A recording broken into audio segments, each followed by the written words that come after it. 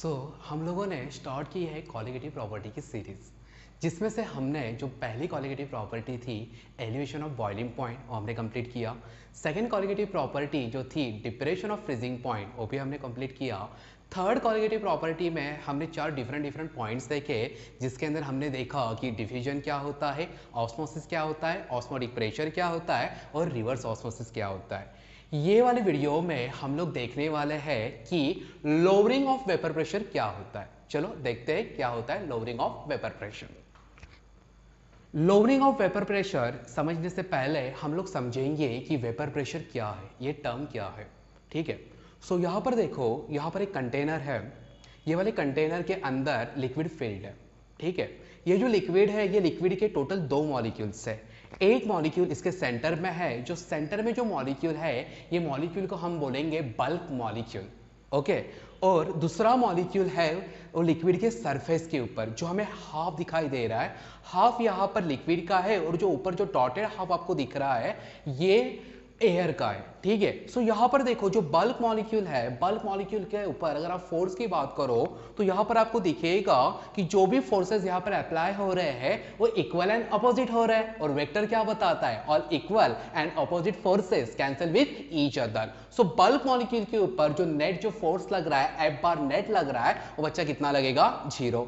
लेकिन अगर हम लोग बात करें सरफेस मॉलिक्यूल की, सरफेस मॉलिक्यूल के ऊपर की तरफ कोई भी फोर्स नहीं है। जो भी बच्चा फोर्स लग रहा है कहां पर लग रहा है, टुवर्ड्स द डाउनवर्ड डायरेक्शन। ठीक है, यहां पर एफ बार नेट की वैल्यू यहां पर 0 नहीं होने वाली है, यहां पर होने वाली है नॉट इक्वल टू 0। अब एक बात सुनो, जो भी आप बच्चा कलरलेस लिक्विड देखते हो, कलरलेस सॉल्वेंट देखते हो, उसका अगर आपने कभी भी मिनिस्कस चेक किया रहेगा, मिनिस्कस मींस ऐसी एक लेयर आती है देखो। ठीक है, उसका हमेशा मिनिस्कस कहां पर रहता है, नीचे की तरफ होता है। ठीक है, जब आप टाइट्रेशन करोगे तब आपको और बातें यहां पर क्लियर होएगी कि एक्चुअल मिनिस्कस क्या होता है। अगर आपने यहां पर अगर कलरलेस सॉल्यूशन लिया तो कलरलेस सॉल्यूशन का जो मिनिस्कस होता है, मिनिस्कस हम लोग हमेशा चेक करते हैं लोअर साइड, लोअर मिनिस्कस। अगर आपने कलर्ड सॉल्यूशन लिया, कलर्ड सॉल्यूशन का मिनिस्कस हमेशा चेक करेंगे अपर मिनिस्कस। तो ये कुछ इंपॉर्टेंट बातें हैं, ये इंपॉर्टेंट बातें आपको यहां पर याद रखनी है। ठीक है, यहां पर अभी 2 कंडीशन है। एक कंडीशन है हमारे पास ओपन कंडीशन और दूसरी कंडीशन है क्लोज कंडीशन। यहां पर ओपन कंडीशन का ये कंटेनर है और सेकेंड वाला क्लोज कंटेनर है। ठीक है, अब देखो यहां पर क्या है, हमने यहां पर कंटेनर लिया है, कंटेनर के अंदर लिक्विड हमने ट्रांसफर किया है और नीचे से हम हीट दे रहे हैं। अभी आपको पता है जैसे हम किसी भी सॉल्वेंट को अब हीट देंगे वो क्या हो जाएगा, वेपराइज हो जाएगा। तो यहां पर ये वेपराइज होना स्टार्ट हो गया है। ठीक है, यहां पर हम बात कर रहे हैं वेपर प्रेशर की। अब सुनो, यहां पर भी ये जो बातें हैं ये भी क्या हो रही है, जो सॉल्वेंट है, सॉल्वेंट यहां से क्या हो रहा है, वेपराइज हो रहा है। लेकिन वेपराइज होके वो कहां पर मिक्स हो रहा है, एनवायरनमेंट में। यहां पर ओपन कंडीशन में जो गैस का जो प्रेशर है, प्रेशर वहां पर क्रिएट होने वाला नहीं है, क्योंकि जो भी गैस है, गैस वहां पर जनरेट हो रही है वो कहां पर मिक्स हो जाएगी, एनवायरनमेंट में। अब यहां पर क्लोज कंडीशन में देखो। ठीक है, क्लोज कंडीशन में क्या है, वही हमारा कंटेनर है, उसके अंदर सॉल्वेंट नहीं तो लिक्विड हमने फिल किया है। ठीक है, लेकिन इस बार क्या किया है, इस बार हमने ये हमारा कंटेनर ऊपर से हमने पैक कर दिया है। ठीक है, अब हम लोग क्या कर रहे हैं, हीट दे रहे हैं। जैसे हीट देने के बाद वेपर निकलेंगे। वेपर क्या है, एक टाइप का गैस है और गैस को क्या होता है, प्रेशर। ठीक है, अब ये प्रेशर है, प्रेशर यहां पर एक्सर्ट होएगा और यही जो प्रेशर को, जो वेपर का जो प्रेशर निकल रहा है, वेपर के प्रेशर को हम लोग बोलेंगे वेपर प्रेशर। ठीक है, अब देखो वेपर प्रेशर का एक सिंपल यहां पर एक टर्म है। अब आपको पता चल गया रहेगा कि वेपर प्रेशर क्या है। और एक बात सुनो, वेपर प्रेशर जब भी किसी भी सॉल्वेंट लिक्विड का जो वेपराइजेशन होता है वो सिर्फ और सिर्फ सरफेस मॉलिक्यूल का होता है।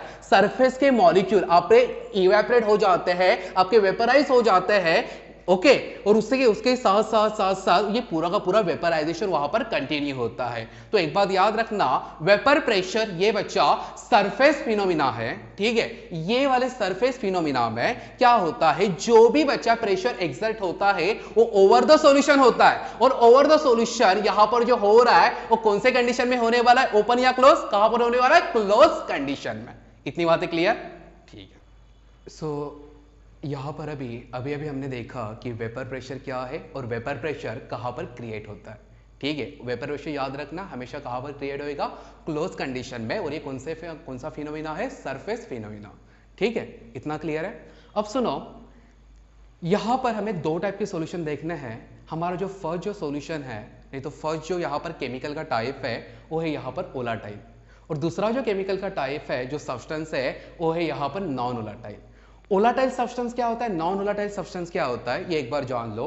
वोलाटाइल सब्सटेंस मींस ऐसा सब्सटेंस जो नॉर्मल टेम्परेचर के ऊपर इवेपोरेट हो जाए, वेपराइज हो जाए, ठीक है। और जो नॉन वोलाटाइल सब्सटेंस है, नॉन वोलाटाइल सब्सटेंस मींस ऐसा सब्सटेंस जो हायर टेम्परेचर के ऊपर इवेपोरेट नहीं तो वेपराइज हो जाए, ठीक है। जैसे कि जस्ट एग्जांपल, अगर आपने एसीटोन अगर देखा रहेगा, जो नेल पॉलिश रिमूवर होता है, ठीक है, वो क्या होता है, अगर आपने उसको खुला छोड़ दिया, फटक से वेपराइज हो जाएगा।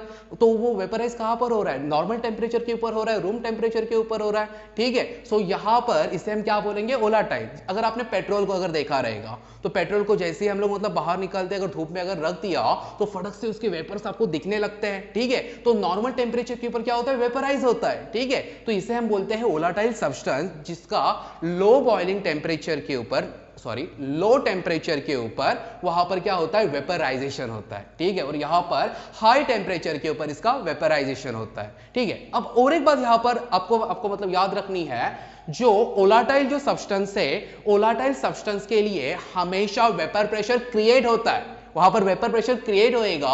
सो वेपर प्रेशर क्रिएट होता है तो यहां पर vapour pressure not equal to 0 बनेगा। और जो नॉन वोलाटाइल सॉल्यूट है, नॉन वोलाटाइल सॉल्यूट के लिए कभी भी वहां पर वेपर प्रेशर क्रिएट हो नहीं पाता। सो यहां पर vapour pressure is equal to कितना बनेगा, 0 बनेगा, ठीक है।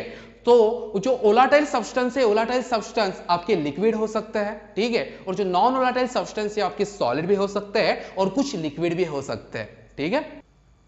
अभी तक हमने यहाँ पर जो भी बातें की है वो बातें हमने की कि वेपर प्रेशर क्या होता है, वोलाटाइल नॉन वोलाटाइल सब्सटेंस क्या होता है। अभी हम लोग जो मेन जो टॉपिक है लोअरिंग ऑफ वेपर प्रेशर, वो हम लोग यहाँ पर देखते हैं, ठीक है।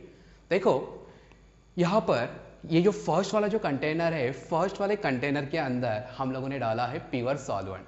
तो यहाँ पर हमने डाला है प्योर सॉल्वेंट ए, और ये प्योर सॉल्वेंट ए के ए करके सारे के सारे मॉलिक्यूल्स है, ठीक है, ओके। उसी के साथ साथ यहाँ पर प्लस करके हमने इसके अंदर डाला है नॉन वोलाटाइल सॉल्यूट, ओके। और ये नॉन वोलाटाइल सॉल्यूट यहाँ पर हमने लिया है इसके लिए बी, ठीक है। सो इसके जितने भी मॉलिक्यूल्स है सारे के सारे बी बी बी करके मॉलिक्यूल है, ठीक है। अब देखो यहाँ पर देखो, ओके, जो फर्स्ट क्या है, फर्स्ट यहां पर हमारा क्या है, वोलाटाइल सब्सटेंस है। और हमने क्या देखा कि वोलाटाइल सब्सटेंस में वेपर प्रेशर क्रिएट होता है। मान लेते हैं कि इसका वेपर प्रेशर P1 नॉट है, सो P1 नॉट यहां पर अवेलेबल है। लेकिन जो नॉन वोलाटाइल सॉल्यूट है उसके लिए हम लोग मान लेते हैं कि इसका वेपर प्रेशर P2 नॉट है। और अभी हमने देखा कि नॉन वोलाटाइल सब्सटेंस के लिए कभी भी वेपर प्रेशर क्रिएट हो नहीं पाता। सो यहां पर आपको मिल जाएगा P2 naught is equal to 0, means यहां पर कभी भी वेपर प्रेशर आपका क्रिएट होने वाला नहीं है, ठीक है। अब देखो यहां पर क्या है, एक बाजू में आपका प्योर सॉल्वेंट है, दूसरे बाजू में आपका क्या है, नॉन वोलाटाइल सॉल्यूट है। हमने यहां पर क्या किया, प्योर सॉल्वेंट और नॉन वोलाटाइल सॉल्यूट को हमने ऐड कर दिया। हमें पता है सॉल्वेंट प्लस सॉल्यूट क्या मिलता है, सॉल्यूशन। सो फाइनली यहां पर आपको क्या मिल गया है, सॉल्यूशन, ठीक है। अब देखो सॉल्यूशन में यहां पर क्या है, पहले में जो मॉलिक्यूल्स थे वो सारे ए के थे, दूसरे में जो मॉलिक्यूल्स थे वो सारे बी के थे। अब वहां पर क्या होएगा, जैसे हमने सॉलिड और सॉल्वेंट को हम जो मिक्स कर देंगे तो वहां पर हम लोग को ए बी करके ये मॉलिक्यूल मिल जाएंगे। लेकिन ये ए बी की कंटिन्यूअस लाइन नहीं रहेगी, कभी कभी ये लाइन चेंज भी हो जाएगी। यहां पर हमें बी ए करके भी मॉलिक्यूल यहां पर मिल जाएंगे, ठीक है। अब देखो फर्स्ट वाले केस में क्या है, अगर आप लोग अगर ये प्योर सॉल्वेंट को अगर हीट दोगे, जो वोलाटाइल जो सॉल्वेंट है उसको, ठीक है, तो यहां पर क्या होगा, वेपर प्रेशर क्रिएट होने वाला है। नॉन वोलेटाइल सॉलिड को अगर आप हीट दोगे तो वहां पर वेपर प्रेशर क्रिएट नहीं होने वाला है।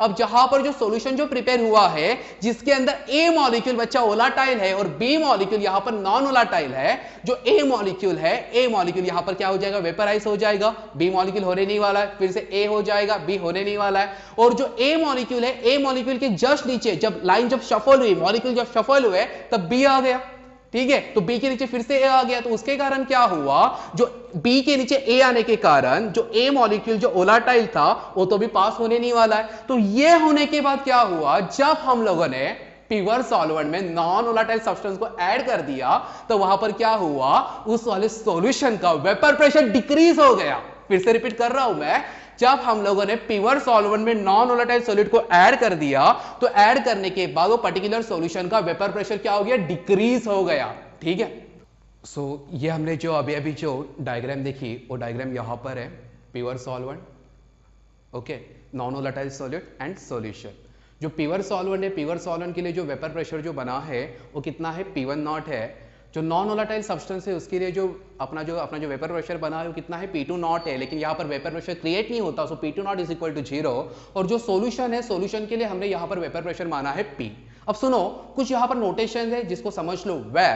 ओके, यहाँ पर जो P1 नॉट है, P1 नॉट क्या है, vapour pressure of pure solvent.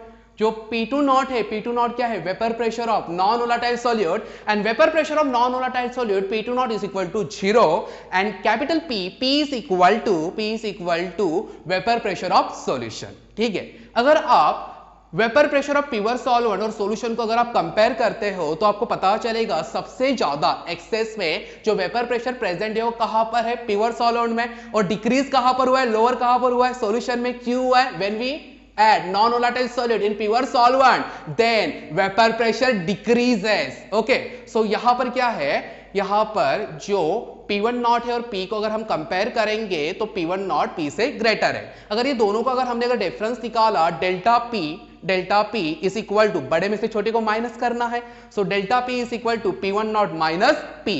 और यहां पर जो डेल्टा P है, डेल्टा P हमारा है lowering of vapour pressure. Clear इतना? जस्ट अभी अभी हमने देखा कि लोअरिंग ऑफ वेपर प्रेशर क्या होता है। ओके, उसी के साथ साथ एक छोटा सा एक रिलेशन है जिसका नाम है relative lowering of vapour pressure. अभी अभी हमने देखा कि P1 नॉट का मीनिंग क्या है, बता दो आप लोग। P1 नॉट का मीनिंग क्या है, vapour pressure of pure solvent. ठीक है, कैपिटल P का मीनिंग क्या है, P का मीनिंग क्या है, vapour pressure of solution. P1 not को P से जब हम कंपेयर किया तो कंपेयर करने के बाद हमें पता चला कि P1 नॉट की वैल्यू P से बड़ी है, सो डेल्टा P यहां पर क्या निकला, P1 नॉट माइनस P। और हमने देखा कि जो डेल्टा P है, डेल्टा P क्या है, लोअरिंग ऑफ वेपर प्रेशर। लेकिन यहां पर हमें क्या फाइंड आउट करना है, relative lowering of vapour pressure क्या है। एकदम सिंपल है, relative lowering of vapour pressure एक टाइप का रेशियो है। ठीक है, तो ये रेशियो है delta P divide by P1 not. So delta P का मीनिंग क्या है, डेल्टा P का यहां पर मीनिंग है लोअरिंग ऑफ वेपर प्रेशर, और P1 नॉट का मीनिंग क्या है, vapour pressure of pure solvent. So it is an ratio of lowering of vapour pressure and vapour pressure of pure solvent. ठीक है, सो यहां पर आपको क्या मिल गया, delta P divide by P1 not. Delta P की वैल्यू अभी अभी हम लोगों ने फाइंड आउट की है, P1 naught minus P divide by P1 not. और ये जो फाइनली आपको जो इक्वेशन मिला है, ये इक्वेशन को हम लोग यहां पर बोलेंगे relative lowering of vapour pressure. I hope आपको 4 के 4 क्वालिटेटिव प्रॉपर्टी, उसका एप्लीकेशंस और उसका डिटेल में जो भी कंसेप्ट था आपको मतलब समझ में आया रहेगा। ठीक है, चलो मिलते हैं, टाटा।